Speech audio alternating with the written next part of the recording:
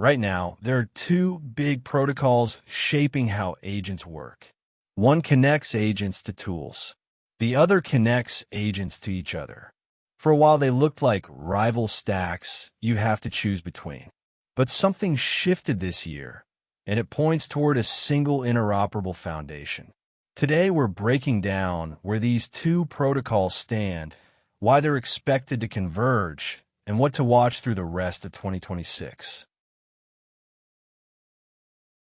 Let's start with the world we're in today versus the world that seems to be arriving. Today, the picture is two separate stacks. One protocol, the Model Context Protocol, governs how an agent reaches out to tools and data. Another protocol handles how agents talk to each other. They evolved apart with their own specs, their own tooling, and no guarantee that a system built on one plays nicely with the other. A single converged stack is the direction things now appear to be heading. Instead of picking a side and betting on it, you'd build on a shared foundation where tool access and agent-to-agent messaging speak one compatible language. Let me be clear, though. Nothing here is finalized, and nothing here has shipped. This is the trajectory the maintainers are reportedly signaling through their governance moves, not a product you can adopt today. So how does convergence actually happen? Here's the path people are watching unfold, step by step.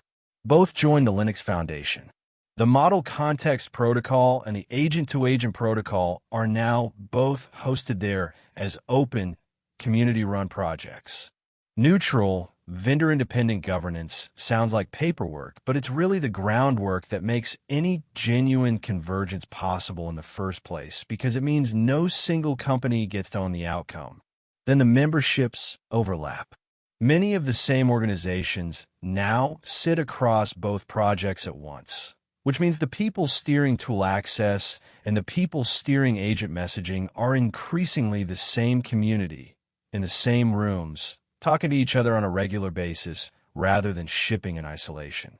Next, a joint interoperability specification. The two efforts are reportedly committed to defining shared interoperability, with work expected around the third quarter of 2026. That spec is the concrete milestone that would turn two protocols into one aligned stack. Finally, a unified foundation. If that specification lands and actually gets adopted in practice, agents and tools would interoperate across both protocols by default, with no bespoke glue code holding them together. To be clear one more time, that outcome is anticipated, not guaranteed. The spec could arrive late, arrive thin, or arrive and simply not get adopted. As this plays out, three signals will tell you whether convergence is real. Keep an eye on these. First, watch the authorization story. Look for capability-level permissions that travel cleanly between agents and tools. Of course, all-or-nothing access is exactly the gap a converged stack would need to close to be trustworthy. Second, signed agent cards. The agent-to-agent protocol has reached version 1.0, carrying cryptographically signed agent cards that are already used across a reported 150 production organizations, with software development kits available in 5 languages. The signal to watch is whether that verifiable identity layer extends cleanly into the tool side as well. Third, the joint spec milestone. The clearest tell is simple. Does that third quarter interoperability specification actually appear with real adoption behind it? If it does, convergence is genuine. If it slips quietly, treat it as aspiration for now.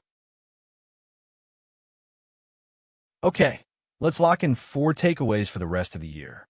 The Model Context Protocol and the Agent-to-Agent Protocol are now both open projects under the Linux Foundation, with overlapping membership. They are reportedly committed to a joint interoperability specification, with work expected around the third quarter of 2026. The messaging side is already at version 1.0, with signed agent cards, roughly 150 production orgs, and kits in 5 languages. Frame all of this as an expectation, not a finished result, and watch the third quarter spec to judge it.